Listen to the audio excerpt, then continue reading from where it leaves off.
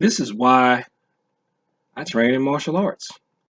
In another part of a PDN Live, it's a personal defense network interview with that had Andrew Brock as part of the panel. They're asking him basically about use of force. How much force should you use to stop a target, stop a threat? And not just how much you can get away with legally, what's legally right, but Andrew Brock is going to talk about how the jury is going to perceive what you do. Now, here he's talking about strictly guns, but the principle definitely carries over to unarmed martial arts combat, and I'm going to rant a little bit about that after I play his comments.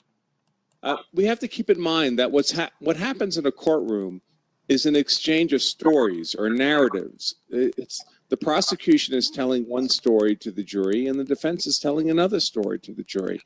And if the defense narrative involves 30 shots into a person, that looks bad. Now, technically, under the law, you're allowed to use as much force as necessary to neutralize the threat against you. If that takes 30 shots, that's what the law allows.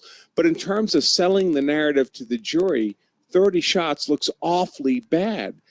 Remember, the jury is not us. The jury is people who learn about guns from TV and movies. As far as they know, one shot plants somebody on the ground. So if you shot them 30 times, that looks awfully bad.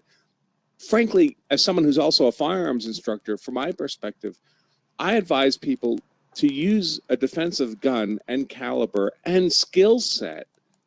I advise people as a martial arts instructor to fight defensively and have your one-step responses be no more than 4 moves, because it's not necessary to block, hit them, put them in a joint lock. Then make him go up and hit him on a couple more nerve points, and then take him around this way, then take him around that way, and then spin him, and then flip him, and then hit him 5 times while they're on the ground, and then stomp them. Like a Master Ken skit. That allows you to stop that threat without having to put 30 holes in them that you need to explain later. If you shoot the guy 2 or 3 or 4 times, that's a lot easier to explain as a self-defense case than if you put 30 holes into them. Or 30 pressure point hits. If you block the attack or duck it, counter hit, throw them, counter hit again, what else do you need to do? I even was telling students at one point, stop at the throw. If your throws are Ippon throws, that should stop them.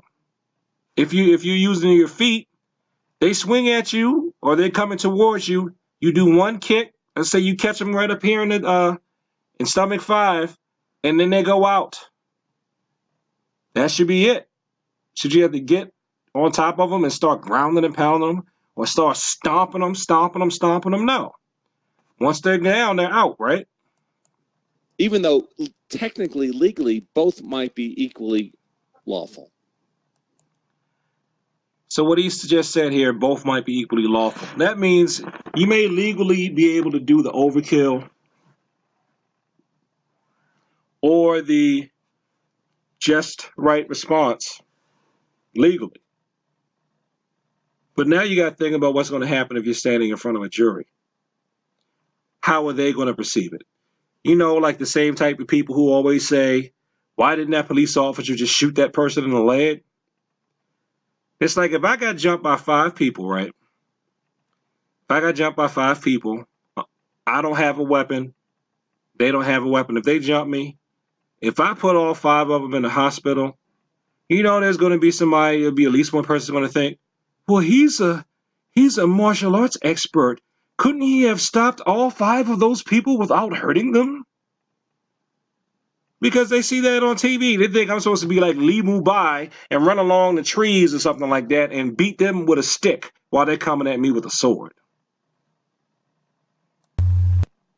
So if you want to learn a appropriate type of response